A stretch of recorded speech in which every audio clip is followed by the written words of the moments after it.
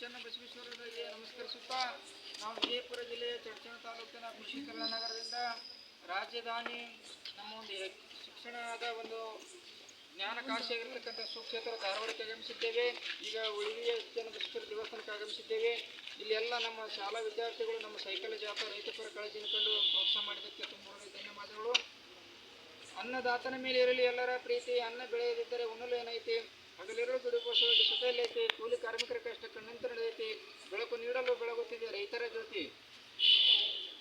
ಹಗಲಿರುಳು ದುಡಿಯುವಂಥ ರೈತರಿಗೆ ಸುಖ ಶಾಂತಿ ನೆಮ್ಮದಿಯನ್ನು ಬಯಸಿ ನಾವು ಕೃಷಿ ಕಲ್ಯಾಣ ನಗರದಿಂದ ಸೈಕಲ್ ಜಾಥವನ್ನು ಹಮ್ಮಿಕೊಂಡು ಧಾರವಾಡಕ್ಕೆ ಬಂದಿದ್ದೇವೆ. ಇನ್ನು ಮುಂದೆ ನಾಳೆ ಹುಬ್ಳಿಗೆ ಹೋಗ್ತಾ ಇದ್ದೇವೆ ಮತ್ತು ಆಗಸ್ಟ್ 15ರಿಂದ ನಮ್ಮ ಕೃಷಿ ಕಲ್ಯಾಣ ನಗರದಲ್ಲಿ 4 ದಿವಸಗಳವರೆಗೆ ಒಂದು ರಾಷ್ಟ್ರೀಯ ಕೃಷಿ ಚಿಂತನಗೋಷ್ಠಿ ದುಂಡು ಮೇಜಿನ ಸಭೆ ಸಮಾರಂಭ ಇರುತ್ತದೆ.